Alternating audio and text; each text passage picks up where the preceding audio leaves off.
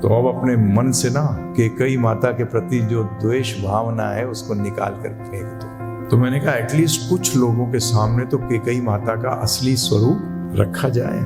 एक दिन राम जी छोटे हैं तो बोलते हैं कैकेयी माता से, माँ कि मैं 2 बातें आपसे कहूंगा वो आप पूरी करोगे। जिस दिन मेरा राज अभिषेक होने जाएगा उससे पहले आप दशरथ जी से कहोगी कि मुझे वनवास दो। ये मैं कैसे दे सकता हूँ? तो एक वैष्णव आचार्य कहते हैं अगर पूरी रामायण में देखा जाए तो कैकेयी से बड़ा पात्र नहीं है कोई। राम जी का कैकेयी से बड़ा कोई भक्त नहीं।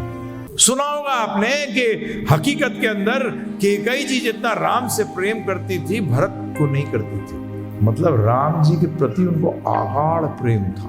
भरत जी के साथ ब्रह्म जी के प्रति प्रेम तो 1% भी नहीं था। तो बचपन की बात है, बच्चा माँ की गोद में खेलता रहता है। तो राम जी अधिकतर कौशल्य माता की गोद में नहीं होते थे। किसी गोद में होते थे? कैकेयी माता। एक दिन राम जी छोटे हैं तो बोलते हैं कैकेयी माता से, माँ मुझसे प्रेम करती है? बोलते हैं हाँ बहुत। क्या देगी मुझे? बोले जीवन मांग ले, जो तू मांगेगा दे दूंगी। बोले माँ तेरे जीवन नहीं चाहिए, मुझे तो एक वचन चाहिए, प्रॉमिस चाहिए। फिर बेटा मांग ले। बोले देख माँ, बोले जब मैंने तुझे जीवन कह दिया तो जो बोलेगा हो जाएगा। बोलते नहीं माँ, आपको पहले प्रॉमिस देना पड़ेगा, वचन देना पड़ेगा कि मैं 2 बातें आपसे कहूंगा वो आप पूरी करोगे। जब राम जी छोटे हैं, बच्चे हैं, गोद में हैं, खेलते रहते हैं, कभी इधर भागे उधर भागे, फिर गोद में टपक गए। तो कैकेयी माता कहती है ठीक है। तो क्या कहते हैं राम जी, आगे चलकर जिस दिन मेरा राज अभिषेक होने जाएगा उससे पहले आप दशरथ जी से कहोगी कि मुझे वनवास दो और भरत को राजा बनाओ। ये 2 वचन चाहिए आपसे मुझे। कैकेयी माता कहती है क्या मांग लिया तुम? ये मैं कैसे दे सकती हूँ? क्योंकि आपने वचन दिया, आपको तो ये वचन मेरे पूरे करने पड़े। एक भरत है वो राजा बने और दूसरा मुझे 14 साल का वनवास हो। बोले तूने तो वो तो फूट फूट के रोने लगी।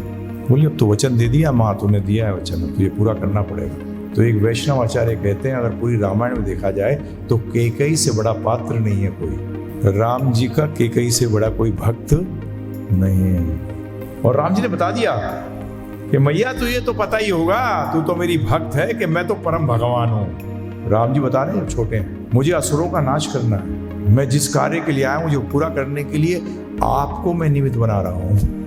देखो मैं मतलब सबसे गंदा पार्ट जो है वो किससे करा रहा हूँ? आपसे करा रहा हूँ।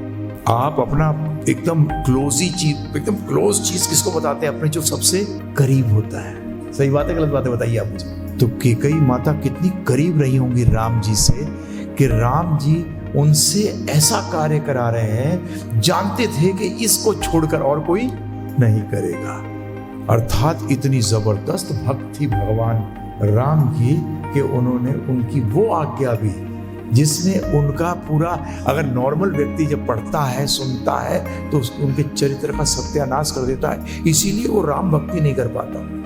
ध्यान रखिएगा, जो वैष्णव हैं वो जानते हैं इस बात को कि भक्तों का अपमान होना, भक्तों का के प्रति वचनबद्ध को तोड़ना, ये राम जी को, कृष्ण भगवान को बिल्कुल पसंद नहीं है। बोलते हैं उनके प्रति अगर आप कुछ भी कर दो वो माफ कर देते हैं, परंतु उनके भक्तों को अगर आपने दुख दिया तो वो उसको कभी क्षमा नहीं करते।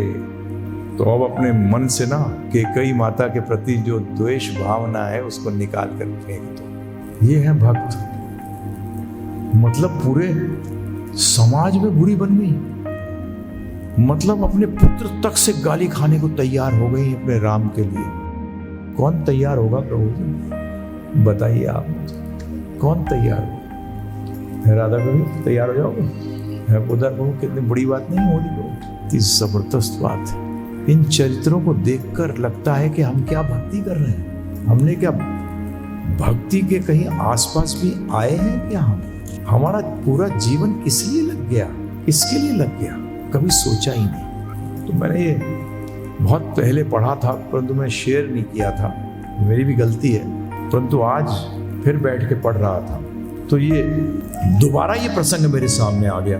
पढ़ाई करने में दोबारा ये प्रसंग मेरे सामने आ गया। तो मैंने कहा एटलीस्ट कुछ लोगों के सामने तो कैकेयी माता का असली स्वरूप रखा जाए।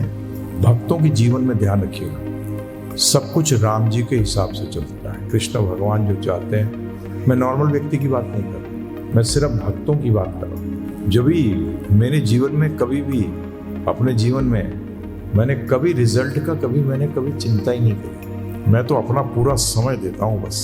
ये मैं आपसे अनुरोध करता हूँ, देगा देगा, नहीं देगा उसमें भी फायदा है, देगा तो फायदा है, नहीं देगा तो फायदा है। पिताजी दे तो फायदा, नहीं दे तो फायदा, क्योंकि वो तो अपना लाभ ही सोचते हैं। और ये तो परम पिता है। कौन है ये पिता?